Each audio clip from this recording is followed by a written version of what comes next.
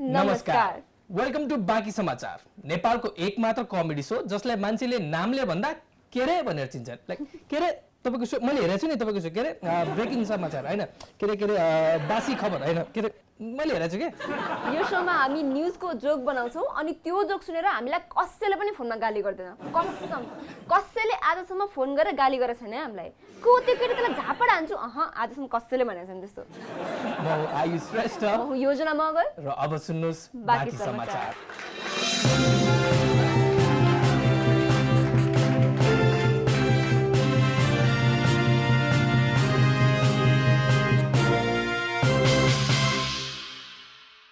भर्खरै मात्र गरिएको गणना अनुसार बर्दियामा 190 कृष्णसार अर्थात् ब्ल्याक बक रहेको पाइएको छ। संरक्षण अधिकृतका अनुसार गणना गर्नुको मुख्य कारण हो सलमान खान नेपाल आउँदैछन्। उनले भने सल्लुभाइ फर्केपछि एकलट फेरि गर्नुपर्छ, 190 नै छ कि 90 मा झारेर गए बुढा।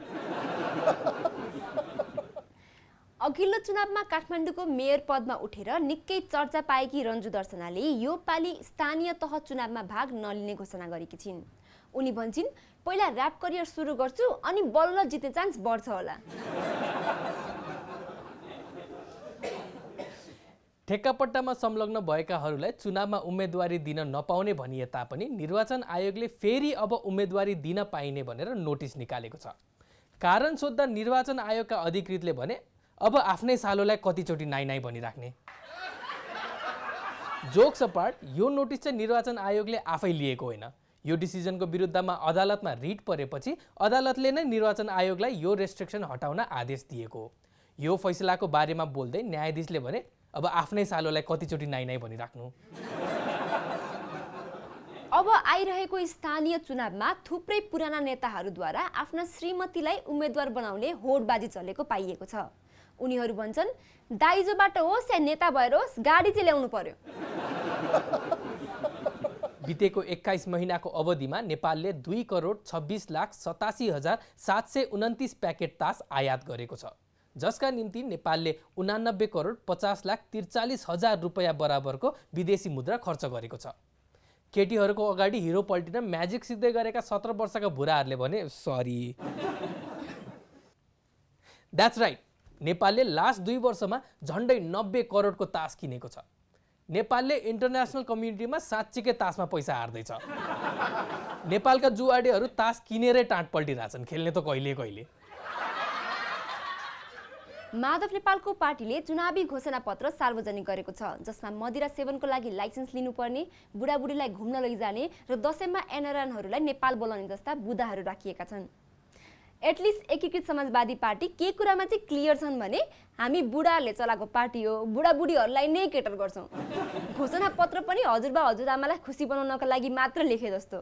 बच्चाहरूलाई रक्सी खान दिन्नौँ, तपाईँलाई धाम लिएर जान्छु घुम्नका लागि, अनि दशैंमा नाति नातिनाहरू घर आउँछन् विदेशबाट, टन्न चक्लेट पनि लिएर आउँछन्। अनि खबर के आएको छ भन्दाखेरि पार्टीको घोषणापत्र पढेर सबैभन्दा एक्साइटेड चाहिँ झलनाथ खनाल आफै छन्। एक अन्तर्वार्तामा राजेश हमालले अभिव्यक्ति स्वतन्त्रता नै लोकतान्त्रिक समाजको मुख्य सूचक हो भनेका छन्। यति भन्ने बित्तिकै उनले हे भनेपछि त्यसको 3 मिनेटसम्म अन्तर्वार्ता लिने मान्छे बोल्न सकेका थिएनन्। हुम्लाको ताजाकोट गाउँपालिका 3 मासपुर गाउँका बासिन्दाले मतदान गर्नको लागि 10 घण्टा पैदल यात्रा गर्नुपर्ने बाध्यता छ। दिस प्रुफ्स रक्सीको लागि मान्छेहरूले जे पनि गरिदिन्छन्। चुनाव आउने समय नजिकिँदै गर्दा एमाले बाहेकका ठूला पार्टीहरू बीचको गठबन्धन टुङ्ग्याउने भागदौड भइरहेको छ।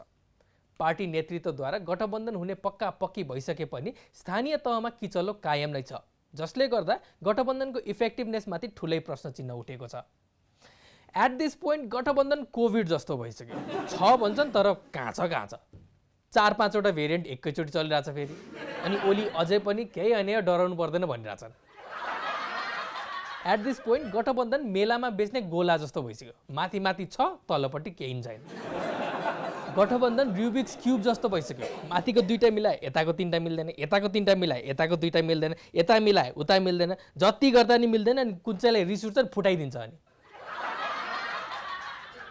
मंगल ग्रहमा भवन निर्माणको लागि भारतले अन्तरिक्ष इटा बनाएको छ। अब मास प्रोडक्सनको लागि बच्चाहरूको मात्र कमी। अभिनेत्री केकी अधिकारीको हाम्रो बजारका सिइओ रोहित तिवारीसँग भर्खरै विवाह भएको छ। विवाहपछि केकीले भनिन् अब त्यो हाम्रो बजार हो। एक रिसर्चका अनुसार के पत्ता लागेको छ भने नङ टोक्ने मान्छे प्राय तनावमा हुन्छ। ला हो र? प्रत्येक एनआरएनएले नेपालमा $1000 पठाउने भएका छन्। छोराछोरी फिर्ता नपठाउने भएपछि यति त गर्नु नै पर्यो, अब के गर्ने। अभिनेत्री वर्षा शिवकोटीले शुक्रबार गोप्य रूपमा बिहे गरेकी छिन्। उनले बोलाउन चाहिँ सबैलाई बोलाएको हो, तर कोही पनि आएनन्, सो गोप्य नै रह्यो। अब पालो भएको छ व्यापारिक विश्रामको। तपाईहरू बस्दै गर्नुहोस्, हामी जनताको आवाज खिचेर आउँछौँ।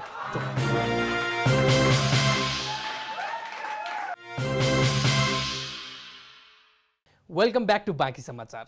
देशमा चुनावको लहर छ। बाई देश वी मिन काठमाडौँ। योपालि काठमाडौँको मेयर पदमा उठ्ने नयाँ इन्डिपेन्डेन्ट र युवा उम्मेदवारहरूको लहर छ। And this is all thanks to Vidyasundar Shakya. कति खत्तम काम गर्नुपर्छ for a random person to look at you and think योभन्दा बेटर त मै गरिदिन्छु। I know that feeling Vidyasundar Shakya, म स्ट्यान्डअप कमेडियन हुँ। यसै सन्दर्भमा हामीले काठमाडौँका केही नागरिकहरूलाई सोध्यौँ योपालि काठमाडौँको मेयर को हुनुपर्छ होला। आउनुहोस् सुनौ जनताको आवाज। खैके खैके। जय नेपाल, जय नेपाल, जय नेपाल। यो मुद्दामा मेरो विचार चाहिँ के छ भने जय नेपाल। तपाईँलाई काठमाडौँको मेयर को हुनुपर्छ जस्तो लाग्छ? काठमाडौँको मेयर म भए हुँदैन, मै हुनुपर्छ नि। अब काठमाडौँभरि के छ अहिले? फोहोर छ, अनि कलाकारहरू पनि त्यतिकै तन्नै छन्, तर ती पनि त्यही नै हुन्। म पनि त भर्खर सिरियल खेलेर आएको एउटा। दाइ मेयरमा को उठ्नुपर्छ जस्तो लाग्छ तपाईँलाई? मेयर जनवरी, फेब्रुअरी, मार्च, अप्रिल, मे या मेयर त धेरै भइसक्यो, अब जुनियर उठ्नुपर्छ जस्तो लाग्छ मलाई। मतलब काठमाडौँभरि के छ? फोहोरै फोहोर छ नि त। पानी कतै आउँदैन, सब लथालिङ्गै छ क्या, अस्तव्यस्तै छ क्या। जताततै लाइन नै लाइन मात्रै छ, तर फेरि बेलुका कोठामा पुग्दाखेरि लाइनै हुँदैन। ध्वस्त छ, हरिब बेजोकै छ क्या। अब यतिको त जाब म पनि गर्न सक्छु नि त। त्यसैले अबको मेयरमा त मै उठ्छु, मलाई नै मेयर बनाउनुपर्छ। कृपया मलाई भोट दिनु होला, म पनि मेयरमा उठ्दैछु है त। ल धन्यवाद धन्यवाद, ल म लागि, बाई बाई। मेयरमा को उठ्नुपर्छ जस्तो लाग्छ तपाईँलाई? मलाई के लाग्छ भन्दाखेरि मेयरमा उठ्नुपर्छ हरि दाइ। चुनाव नै नआउँदा त फ्रीमा बियर खुवाउँछन् दाइले होइन। यति उदार मान्छे देखाएको छ कहीँ? यो होइन कि चुनावको बेला मात्रै जनताको सेवा गरौँ। दाइ सधैँ नै यस्तै हो। फेरि अहिले दाइलाई हामीले उठाउने, रक्सी खाइसकेपछि दाइले हामीलाई उठाउने। दाइ तपाईँको विचारमा यो काठमाडौँको मेयर को अनि कस्तो हुनुपर्छ? अब को हुनुपर्छ थाहा छैन, कस्तो हुनुपर्छ भन्दा हिरो, जिउडाल मिलेको, सिक्स प्याक्स एप्स भएको, ताकि मान्छेको ध्यान प्रब्लममा कम सिक्स प्याक एप्समा जाओस्। म त भन्छु 5 problem 1 solution, six packs apps भएको मेयर। बरु रुल नै लगाइदियो हुन्छ, जसले पहिलो 100 दिनमा सिक्स प्याक एप बनाउँछ त्यहीलाई नै मेयर छान्ने। त्यसपछि बल्ल पोलिटिक्समा युवाहरू आउँछन्, किनभने जिउ बनाउन सक्ने तिनीहरूले हो। त्यही पनि जब जिउ त बनाउन नसक्ने देश बनाउँछ भनेर पत्यायो नि, त्यो मलाई लाग्छ जिउ बनाउन सक्ने, एप्स बनाउन सक्ने मात्र। दाइ को हुनुपर्छ काठमाडौँको मेयर? मेरो मम्मी हुनुपर्छ नि। काठमाडौँको मेन प्रब्लम भनेकै धुलो धुवा हो। मम्मी मेयर भएको भोलिपल्टै काठमाडौँ चिटिक्कै हुन्छ। त्यसपछि कसले फोहोर फाल्ने आँट गर्छ हेरौँ न पनि। एक ठाउँमा फोहोर देख्नुभयो भने पुरै काठमाडौँ थर्किने गरी कराउनुहुन्छ। जय नेपाल, जय नेपाल, जय नेपाल। यो मुद्दामा मेरो विचार चाहिँ के छ भने जय नेपाल। नेपाली युवाको दुःख धेरै छन्। केही बोले ठुलो मान्छेसँग मुखमुखी लाग्छस् भन्छन्, बोलेन युवाले नगरे कसले गर्ने भनेर सेड हान्छन्। केही गर्नुपर्छ भनेर प्रेसर नै दिन्छन्, धेरै गर्न खोज्यो भनेर लात पनि। यस्तै युवाहरूको प्रतिनिधि गर्दै उनका दुःख सुनाउनको लागि लेट्स वेलकम बाँकी समाचारका राइटर र भर्खरै व्रतबन्ध गरेर बिहे गर्न सांस्कृतिक लाइसेन्स पाएका आसुन Bhandari in our next segment रुन मात्रै बाँकी।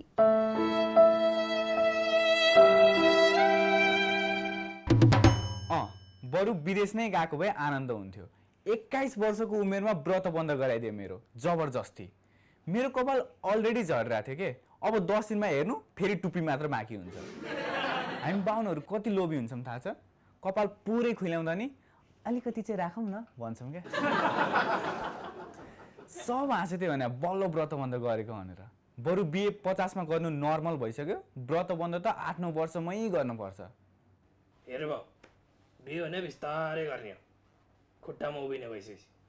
बिहेको त टेन्सन नै छैन, व्रतबन्ध त भएको छैन। व्रतबन्ध नि भएको छैन रे।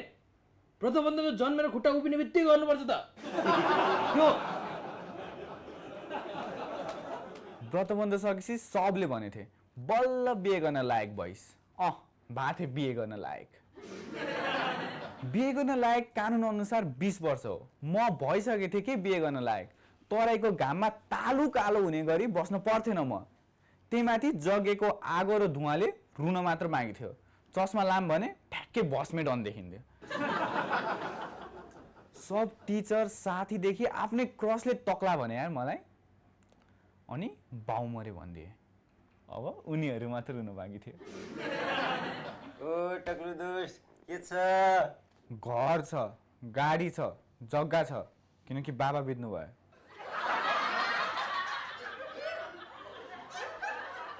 व्रतबन्ध चाहिँ खास पहिला पहिला छोराहरूलाई घरबाट टाढा पढ्न पठाउनु अगाडि गरिने परम्परा रहेछ। भनेपछि व्रतबन्ध छोरालाई मात्र गराउने चलन चाहिँ छोरीलाई पहिला नपढाउने भएर हो जस्तो लाग्छ। छोरीलाई पढाउने भएको भए उनीहरूको पनि व्रतबन्ध गर्न मिल्थ्यो होला। लाइक थिङ्क अबाउट इट, सबसे लामो टुपी केटीकै हुन्थ्यो। साँच्चै के पहिला छोरीहरूलाई कहाँ पढाइन्थ्यो र?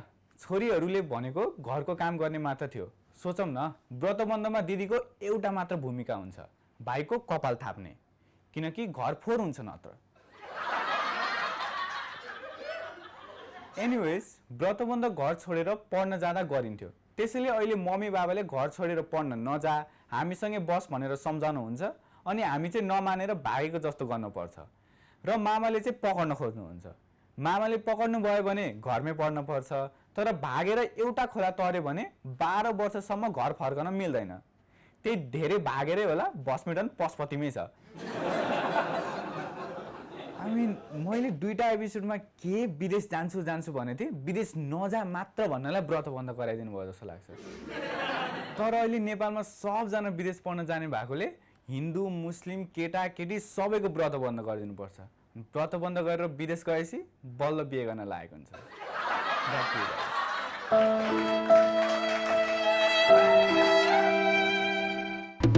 As you guys might know, हाम्रो शोमा कुनै एड छैन and that will not stop us, okay? हामीलाई कसैले एड दिँदैन भने हामी हाम्रो एड आफै बनाउँछौँ.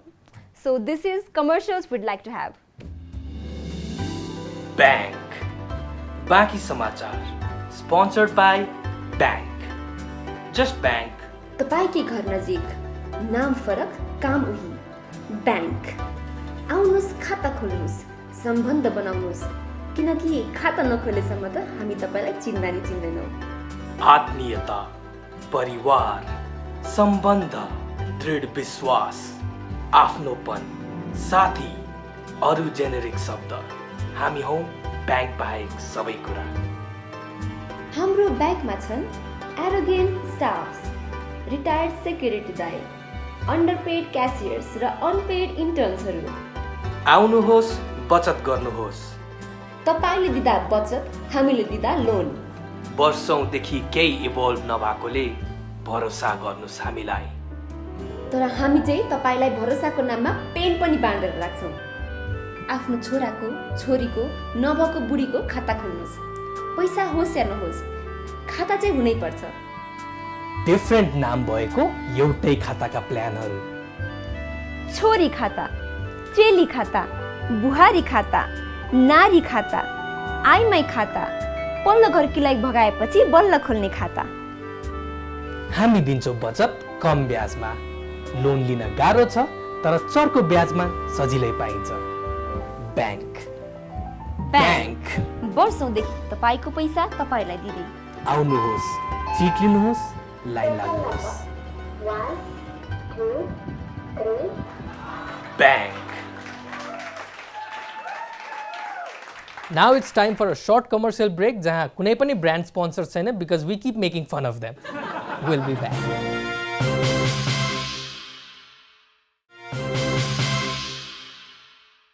Welcome back to बाँकी समाचार where the breaks are so short कि म टोइलेट जान नि भ्याउँदिनँ. नेपालमा हुने इन्टायर भ्रष्टाचारको केसेसमा 46% निर्माण र खरिद प्रक्रिया अर्थात् प्रोक्योरमेन्ट करप्सन हुने गरेको छ. अख्तियारको रिपोर्टको अनुसार पछिल्लो 4 वर्षमा करप्सन 20%ले घटेको छ तर 25% अनियमितता बढेको छ. यसको मतलब चाहिँ बाहिरबाट करप्सन सकियो, कर्मचारीहरूले खान थाले भने है. प्रोक्योरमेन्ट करप्सन नेपालमा हुने सबैभन्दा ठुलो करप्सनको क्याटेगोरी हो. यस्ता थुप्रै ठुला ठुला केसहरूमध्ये एकलाई आज हेरौँ इन आवर नेक्स्ट सेगमेन्ट बाँकी समाचार टेबल मुनिबाट।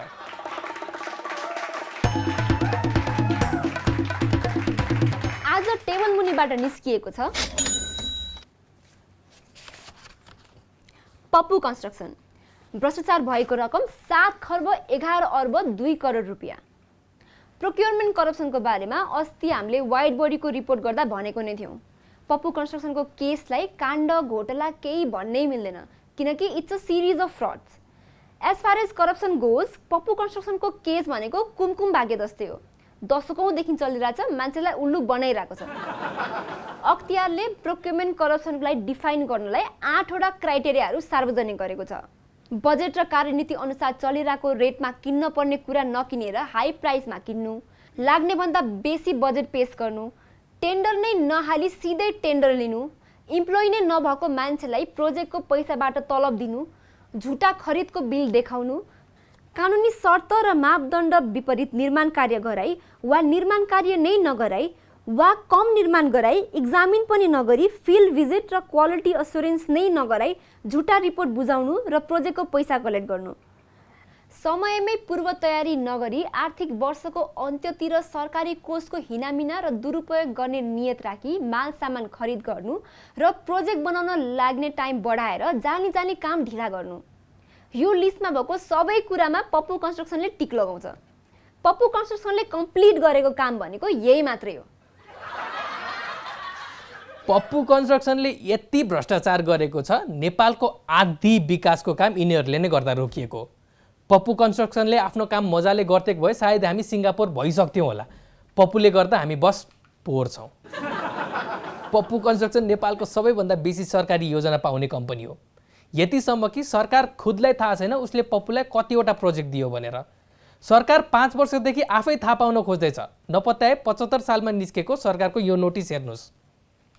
थाहा भएको भनेको 312 वटा प्रोजेक्ट छन् र पप्पूले थाहा भएको नभएको कुनै पनि प्रोजेक्ट टाइममा कम्प्लिट गरेको नै छैन। कुनै पनि टिल डेट कम्प्लिट गरेको प्रोजेक्ट पनि अयोग्य र अनसेफ छन्। पप्पू कन्स्ट्रक्सनले 2041 सालदेखि पुल, रोड, गभर्मेन्ट बिल्डिङ, स्कुल्स, हुलाकी सडकदेखि एयरपोर्टसम्मको प्रोजेक्टहरू पाएको छ अनि कुनै पनि कम्प्लिट गरेको छैन। कसरी? 40 वर्षदेखि लगातार कोही पनि कसरी यति इन्कम्पिटेन्ट भएर अझै टिक्न सक्छ? बट देन अगेन नेपालमा भुवन केसी पनि छ। त्यही पनि कसरी पप्पू कन्स्ट्रक्सनले पाउँछ गभर्मेन्ट कन्ट्र्याक्ट? कसको सपोर्ट छ त पप्पू कन्स्ट्रक्सनलाई? सरकारको, संसदको, इलुमिनाटीको, क्यारिमिनाटीको, ब्याटम्यानको, अथर्ववेद, ऋग्वेद, सरकारी कार्यनीतिको, एक्चुअली सरकारी कार्यनीतिको। पप्पूको पक्षमा नेपालको ल नै छ भन्दा हुन्छ।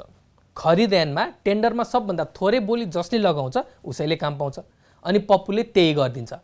टेन्डरको सेन्सिटिभ इन्फर्मेसन लिक गराएर सबभन्दा थोरै रकममा काम गर्ने कागज बनाउँछ। टेन्डर जित्छ अनि मस्ती। पुल बनाउन बनाएको पेपरको प्लेन बनाउँछ, फु गरेर फालिदिन्छ, जहाँ ल्यान्ड भयो त्यही हो एयरपोर्ट भनेर टाप। त्यसै त सार्वजनिक खरिद ऐन भनेकै भागभण्डा र कमिसनको पोको हो। नियम नै यस्तै बनाएको छ। इन्फर्मेसन लिक, फेभरेटिजम जस्तो कुराहरूले ग्रसित सरकारी निकायलाई पप्पू कन्स्ट्रक्सन जस्तो कम्पनीले आफ्नो फाइदाका लागि युज गर्छन्। त्यसमाथि पप्पू कन्स्ट्रक्सनका मालिक हरिनारायण रौनियाल धेरैचोटि सांसद भइसकेका मान्छे। पावर प्ले गर्न गाह्रो नै भएन। यिनै कारणहरूले गर्दा पप्पूले नेपाल सरकारसँग अरबौँ वसुलेको छ। यु हर्ड मी राइट, अरबौँ विथ एन अ। तपाईँ घर बाहिर एकछिन निस्किनुहोस्, कतै पनि कुनै पनि ठाउँमा अलपत्र परेको पब्लिक कन्स्ट्रक्सन प्रोजेक्ट छ भने 100% त्यो पप्पूको काम हो। अनि प्लिज डोन्ट मिसअन्डरस्ट्यान्ड अस, जिस्केर भन्या नि होइन, म्याथमेटिकली नै 100% त्यो पप्पूको काम हो। सरकारले पप्पू कन्स्ट्रक्सनको चरम लापरवाहीलाई व्यवस्था गरेर करिब 60 वटा पुलको ठेक्का दिइसकेको छ, विच टोटल्स टु अबाउट 7 खर्ब। त्यसमा पप्पू कन्स्ट्रक्सनले पैसा लिइसकेको 3 अर्ब छ र अझै नि 60 वटा पुल नै बन्न बाँकी छन्। बन्न बाँकी त के भन्नु, सुरु नै भएको छैन। तपाईँहरूलाई पत्यार लाग्दैन होला, यो सरकारी नोटिस र प्रोजेक्ट डिटेल हो। रौतहटको लमाहा खोला पुल लम्बाइ 125 मिटर तर केवल 26 मिटर खनिएको छ। 11 करोडको बजेट भएको यो पुलको 26 मिटर खनेर पप्पूले 9 करोडको खर्च देखाएको छ। खनेको 9 करोड मतलब 1 मिटर खनेको 30 लाख। कसैले खनेको 30 लाख लिइरहेछ भने त्यो ठाउँबाट सीता उत्पन्न हुनुपर्छ। एउटा हातमा सुन, अर्को हातमा 1 लिटर पेट्रोल बोकेर। चाँदे खोलाको पुल बनाउने कन्ट्र्याक्ट पनि पप्पू कन्स्ट्रक्सनले नै पाएको थियो। करिब 25 करोड लागतमा बन्ने भनिएको 450 मिटर लामो पुल अहिलेसम्म जम्मा 6 मिटर खनिएको छ। 2075 सालमै सकिनुपर्ने पुलको काम आज टिल डेटसम्म सकिएको छैन। 6 मिटर खनेको पुलको 7 करोड खर्च भइसकेको छ। यो पालि 1 मिटरमा 1 करोड। पप्पूवालाहरूले चाँदेमा होइन चन्द्रमामा पुल बनाइरहेछन् जस्तो छ। र सबैभन्दा अनबिलिभेबल केस रङ्गुन खोला पुल 252 मिटर लामो। यो पुलको अनुमानित खर्च 19 करोड थियो। करिब 3 वर्षमा सकिसक्नुपर्ने यो पुल अहिलेसम्म जम्मा 2 मिटर खनिएको छ। 2 मिटर खन्नलाई 66 लाख खर्च भइसकेको पप्पूले भनेको छ। 2 मिटर भनेको यति हो के? त्यति त मेरो कुकुरले बाहिर डुलाउन जाँदा खनिदिन्छ हग्नुभन्दा अगाडि। 2 मिटर खन्नलाई पप्पू चाहिँदैन, पप्पी भए पुग्छ। अनि यस्तै थुप्रै छन्। 26 वटा पुल छन् जसको 20% काम पनि सकिया छैन र यो त सबै लास्ट 5 वर्षमा पाएको कन्ट्र्याक्टहरू हो। पप्पू कन्स्ट्रक्सनले लिएको कुनै नै प्रोजेक्ट कम्प्लिट छैनन्। कम्प्लिट भएका पनि लो क्वालिटी भएका कारण अनसेफ घोषणा गरिएका छन्। बर्दियाको बबई नदीको पुल निर्माण नसकिँदै 74 सालको श्रावणमा भासियो। 23 अर्बको कन्ट्र्याक्ट 3 वर्षमा ह्यान्डओभर हुनुभन्दा अगाडि नै भासियो। पप्पू कन्स्ट्रक्सनले त्यो पुलको रिकन्स्ट्रक्सन अर इभन मेन्टेनेन्ससम्म गर्न मानेन। अनि सरकारले गर्यो के? अफकोर्स 12 अर्बको नयाँ कन्ट्र्याक्ट दियो। नट फर द सेम पुल हो के, अर्को पुल। त्यो पुलको पैसा त बग्यो नि त पानीमा। हरिनारायण रौनियार आफै निर्वाचित भएको क्षेत्र पर्सामा नै लामो समयदेखि पुल निर्माण अलपत्र छ। 2 करोड 18 लाखमा बन्नपर्ने पुलको अझैसम्म काम सकिएको छैन। अब तपाईँ भन्नुहुन्छ होला पुल बनाउन त 2 करोड थोरै नै पैसा हो, तर नबनाउन त धेरै नै पैसा हो नि त। 2075 सालमा पप्पू कन्स्ट्रक्सनलाई अनियमितता गरिएको पाइएपछि ब्ल्याकलिस्टमा राखिएको थियो। तर ब्ल्याकलिस्टमा राखेपछि नै सरकारले पप्पू कन्स्ट्रक्सनलाई 5 अर्बको थप नयाँ ठेक्का दियो र ती आयोजनाहरू अझै पनि इन्कम्प्लिट नै छन्। कसरी के भर्खरै ब्ल्याकलिस्टमा राखेर त्यसलाई फेरि थप कन्ट्र्याक्ट? यो त पल्सालाई बेबी सिटिङ गर्न दिए जस्तो भएन र?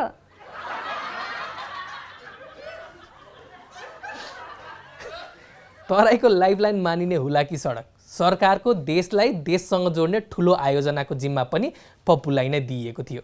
बजेटभन्दा 300% बढी खर्चमा र निर्धारित समयको 5 वर्षपछि सकिएको रोडलाई पप्पू कन्स्ट्रक्सनले सरकारकै लापरवाही भनेर मुद्दा समेत हान्यो। हुन पनि सरकारकै लापरवाही हो। किन दिनु पप्पू कन्स्ट्रक्सनलाई प्रोजेक्ट? 45 चोटि ठगिसकेका छ यिनीहरूले पहिले नै। यो लापरवाही नभए के हो त? 2076 मा राष्ट्र ब्याङ्कको भवन बनाउने ठेक्का पनि पप्पू कन्स्ट्रक्सनलाई नै दिइएको थियो। बारम्बार कमजोर नीतिको फाइदा उठाउँदै गर्दा पनि सरकारी निकाय भने कानमा तेल, आँखामा धुलो र पकेटमा पप्पूको पैसा हालेर बसेका छन् भन्दा गाह्रो नपर्ला। 2075 मा रामबहादुर थापा बादल गृहमन्त्री हुँदा अब काम नगर्ने ठेकेदार जेलभित्र भन्ने बोल्ड स्टेटमेन्ट दिएका थिए। तर उनी नै गृहमन्त्री हुँदा उनकै सरकारले पप्पूलाई ब्ल्याकलिस्टमा राख्न मानेको थिएन। अख्तियारले हावेभर पप्पू कन्स्ट्रक्सनका ओनर हरिकृष्ण रौनियार र उनका छोरा सुमित रौनियार सहित 12 जना विरुद्ध भ्रष्टाचारको मुद्दा दर्ता गराएको थियो। अख्तियारले 192 करोडको बिगो समेत दाबी गरेको थियो। Good news right? नो। मुद्दा दर्ता भएको केही दिनपछि नै सरकारले पप्पूलाई 2 करोडको अर्को कन्ट्र्याक्ट दियो। सरकारले पप्पूको बचाउ गर्दै कानुनी प्रक्रिया पूरा गरेर आएको राष्ट्रिय कम्पनीलाई कसरी रोक्ने समेत भनेको थियो। जबकि त्यो टाइममा कम्पनी ब्ल्याकलिस्टमा थियो, ओनर जेलमा र सरकार पप्पूको पकेटमा। सरकारले पप्पू कन्स्ट्रक्सनलाई 2020 देखि 2023 सम्मको लागि फेरि ब्ल्याकलिस्टमा राखेको छ। Good news right? नोप। त्यही बिचमा पप्पू कन्स्ट्रक्सनले थप नयाँ कन्ट्र्याक्ट पाइसक्यो। पप्पू कन्स्ट्रक्सन इज लाइक काठमाडौँको ट्याक्सी। It's too expensive. थाहा छ ठगिँदैछौँ भनेर, बट समहाउ इट्स एभ्रिवेयर। घुस र सांसद पदको भरमा पप्पू कन्स्ट्रक्सनले देशलाई अरबौँको घाटा गराएको छ। अनि मुद्दा पर्दा मुद्दा हालेको केही दिनमै हरिनारायण रौनियार र उनका छोरा सुमित रौनियार 1 करोड 75 लाख इचको बेल तिरेर निस्किए। त्यसमाथि सरकारले विभेदकारी ब्ल्याकलिस्ट गर्यो, सरकारले काम गर्न दिएन, अनि उसले नराम्रो काम गर्यो भनेर कन्ट्र्याक्ट खारेज गर्नु चाहिँ ब्रिच अफ कन्ट्र्याक्ट भनेर सरकारलाई नै आरोप लगायो। जो चोर उसैको ठुलो चोर भन्थे, यहाँ त चोर ठुलो चोरले कराई मात्रै राखेको छैन, काँधमाथि चढेर जुम्बा गरिरहेछ। पप्पू कन्स्ट्रक्सनलाई ब्ल्याकलिस्टमा राखेपछि सेम कम्पनी फाउन्डरहरूले शर्मा पप्पू कन्स्ट्रक्सन नाम राखेर अर्को कम्पनी दर्ता गरेर अझै नि एक्टिभ र गभर्मेन्ट प्रोजेक्टहरू लिनै रहेको छ। At this point Pappu construction is like blind डेटको देवेन्द्र। एक त we don't know how he keeps getting girls, अनि सिजन 1 मा सकियो होला भन्टानेको कोट फेरेर सिजन 2 मा त्यहीँ बसिरहेछ। तपाईलाई याद दिलाइदिउँ, प्रणेश गौतम मुभी रिभ्यू गरेकोले 28 दिन जेलमा थिए। भिटनलाई बेला बेलामा अझै नि समातेर लगिरहन्छन्। भिटनलाई समात्नु त हबी भइसक्यो। तर देशलाई अरबौं अझ भनौँ खरबौंको घाटा गरिदिने कम्पनीले भने अझै नि नियम पुर्याएर आएको भरमा कन्ट्र्याक्ट पाइरहेका छन्। पप्पू कन्स्ट्रक्सनको यो होल स्क्यान्डल हेर्दा बस दुःख लाग्छ। पप्पू कन्स्ट्रक्सनले नै गरेको अनफिनिस्ड पुलका कारण 2018 मा 5 जनाको मृत्यु पनि भएको थियो। खोला तरिरहेका 5 जनाको डुङ्गा गएर अपुरो पुलको बीममा ठोकिँदा यस्तो भएको थियो। यो रिपोर्टको रिसर्च गरिराख्दा एक त हामीलाई इमेन्स रिस उठिरहेको थियो, अर्को दुःख लागिरहेको थियो। तर एउटा क्वेसनले चाहिँ एकदम अचम्म पारिरहेको थियो। ओनरको नाम हरिनारायण रौनियार, छोराको नाम सुमित रौनियार, नाम चाहिँ पप्पू कन्स्ट्रक्सन कसरी भयो? तर 12 दिन लामो रिसर्च पछि क्लियर भयो, पप्पू कन्स्ट्रक्सनको पप्पू हामी हो। लुक, आज हामीले सायद पप्पू कन्स्ट्रक्सनको घोटालाहरूको 2% कभर गऱ्यौँ होला, which is still more work than Pappu ever did. साँच्चीकै यति धेरै केस छ पप्पूको कि 8 मिनट्समा सर्फेस स्क्रैच गर्न पनि सकिँदैन। Let us know if you want part 2 of Pappu. Table मुनिबाट निस्किएको यो एउटा काण्ड मात्रै हो। यस्ता थुप्रै घोटालाहरू छन् जुन नेपाली जनताले बिर्सिसकेका छन् र यस्ता थुप्रै काण्डहरू छन् जुन अहिले नै चलिरहेका छन्।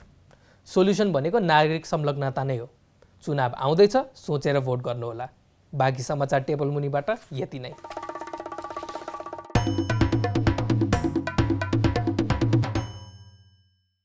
And that was our show. आजलाई यति नै। सुन्दै गर्नुहोला बाँकी समाचार मात्र AP1 HD मा।